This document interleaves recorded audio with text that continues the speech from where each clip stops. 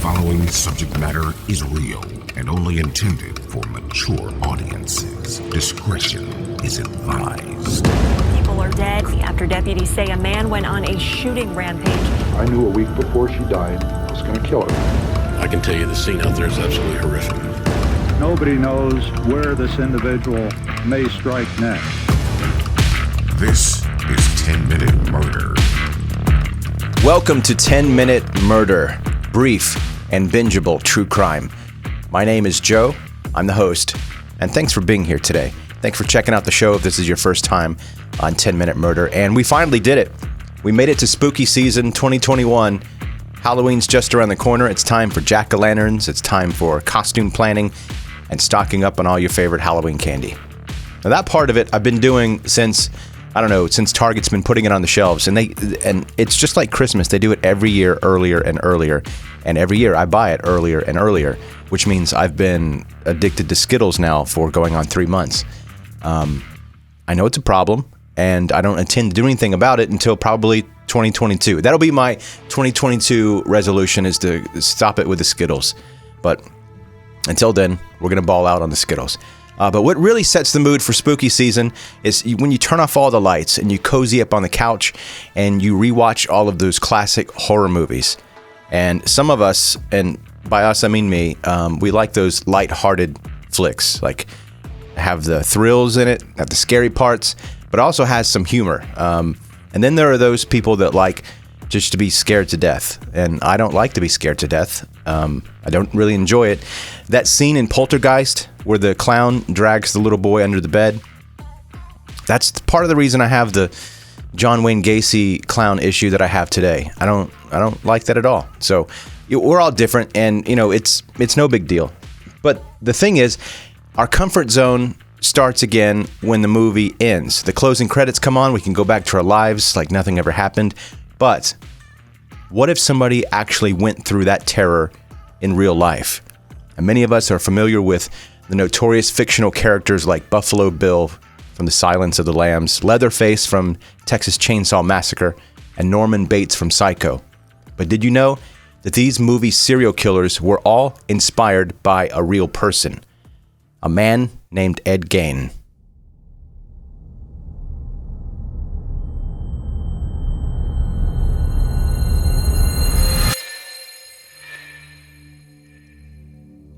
Edward Theodore Gein was born August 27, 1906, in La Crosse, Wisconsin. He was the second son of George Philip Gein and Augusta Wilhelmine Gein. Ed's brother Henry was 5 years older. The two boys' childhood was not the easiest one. Far from it, actually. Their father, George, was an alcoholic, and their fanatically religious mother, Augusta, was verbally abusive toward him. The marriage was anything other than happy, but due to the family's religious beliefs, divorce was not an option. But as you can guess, it seemed like working on the marriage was also not an option. After selling their local grocery shop in La Crosse, the family left the city and moved to an isolated 155-acre farm outside Plainfield, Wisconsin. The location was perfect for Augusta, who wanted to prevent outsiders from influencing her sons. In fact, the only time Ed and his brother left the farm was to attend school.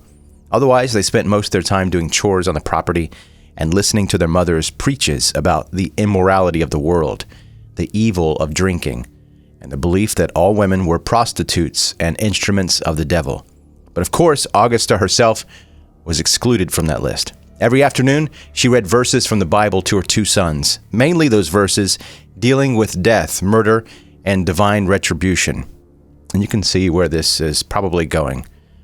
As Augusta also punished Ed for trying to make any friends, his social development was non-existent.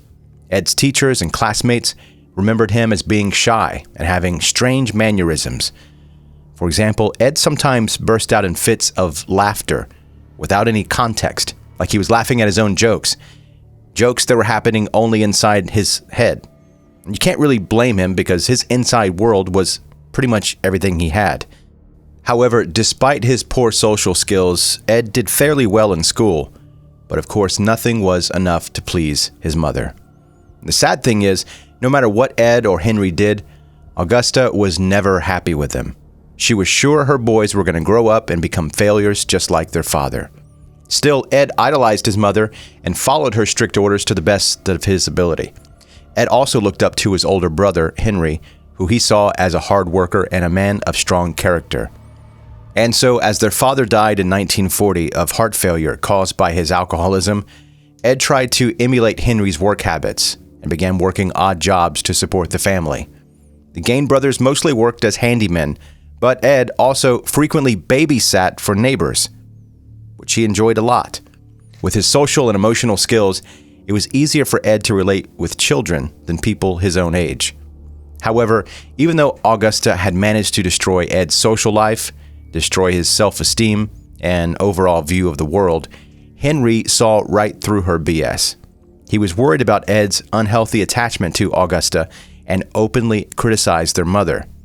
This ill-speaking shocked and mortified Ed, who saw her as a pure person and a perfect woman. Still to this day, many people think that Henry's actions to fight against his mother's tyranny eventually came to his fate. On May 16, 1944, Henry and Ed were working on the farm, burning away marsh vegetation. It's a common practice, but this time the fire got a little bit out of hand and they had to call the fire department. But when the fire was finally extinguished, Ed claimed that Henry disappeared during the chaos and reported him missing. And still, when the police organized a search party, Ed was able to lead them directly to Henry's dead body. It's pretty suspicious. And even more strange was the fact that Henry was found lying on a piece of land that was completely untouched by the fire. He had bruises on his head. Still, the county coroner later officially listed asphyxiation as the cause of death, and police ruled out any foul play. Nobody thought that the child-minded and shy Ed could have anything to do with his brother's death. And that opinion would later change drastically. Ed was now alone with Augusta, the only woman he ever needed. Ed grew even more obsessively devoted to his mother, never leaving home or showing interest in dating. However, Ed's happiness of having Augusta for himself did not last very long. On December 29, 1945, 67-year-old Augusta died after a series of strokes. And one would think that Ed is now free from his mother's iron fist. He could start to live his best life, live his life to the fullest, make his own decisions. But the truth is, Ed is now 39 years old and had never known the world without his mother or lived under her rule. He lost his only friend and one true love. He was absolutely alone in the world, according to himself. Trying to keep Augusta's memory alive, Ed boarded up every room used by his mother before, preserving them as something as a shrine. For himself, Ed kept the tiny room off of the kitchen. And when Ed was not working as a handyman, he spent much of his spare time reading magazines and anatomy books. And it sounds innocent enough, and to the outside world, it looked like Ed was just keeping to himself. But at the same time, people in Plainfield started to go missing. One of the vanished people was Bernice Warden, who was reported missing November 16, 1957. The cash register in the hardware store she had been working in was gone, and there was a trail of blood leading out the back door. Her son, a deputy sheriff, Frank Warden, was immediately suspicious of the recluse Ed Gein, who had been in the store both the previous evening and the morning of Bernice's disappearance. Still, nobody was ready for what they were about to find at the isolated Gein farm. Investigators quickly located Ed in a small coffee shop and arrested him before beginning his property search. It didn't take too long to find Bernice's body, which was headless and gutted. It was hanging upside down in a shed with her ankles lashed to a wooden crossbeam. As if that was not enough, what they found inside the house was straight out of a horror movie. There was a bracelet made of human skin, a lampshade from a human face, 4 human noses in a cup on the kitchen table, and a coffee can with human skin stretched over. A pair of human lips were hanging on a string attached to a windowsill, and several chairs had been recovered with human skin. That same material had been used for a corset made from a female torso and a pair of leggings. On the kitchen walls, they found 9 death masks, the skinned faces or skulls of women. One skull had been made into a soup bowl. The basement of the house looked like a slaughterhouse, with pieces of human bodies hanging from the hooks. The list goes on, but you get the picture. After the revelation of his gruesome collection, it didn't take long for Ed to confess. He admitted to murdering Bernice Worden and another woman, Mary Logan. However, even though there were body parts from at least 15 different people, Ed claimed he did not remember killing anybody else. Instead, he acquired the bodies through grave robbery. One of his biggest motives had been creating, quote, a woman suit so that he could become his mother. Unsurprisingly, even though Ed was eventually found guilty of the murder of Bernice Worden in 1968, he was also found legally insane. No mentally stable person would make a belt of human nipples and wear it around the house. As a result, Ed was sent back to the Central State Hospital for the Criminally Insane, where he was a model patient. For almost 30 years, Ed once again lived under very stringent rules, without freedoms, never causing any problems. To some extent, you could say that Ed felt at home. When Ed's health started to deteriorate, he was transferred to Mendota Mental Health Institute, where he died of cancer and respiratory illness on July 26, 1984, at the age of 78. He was buried next to his beloved mother. By the time of his death, Ed Gein had already become kind of immortal. His crimes have ever since inspired an endless amount of books, movies, and TV shows. So when you sit down this Halloween and push play, remember there might be a hint of a true story behind your favorite scary flick.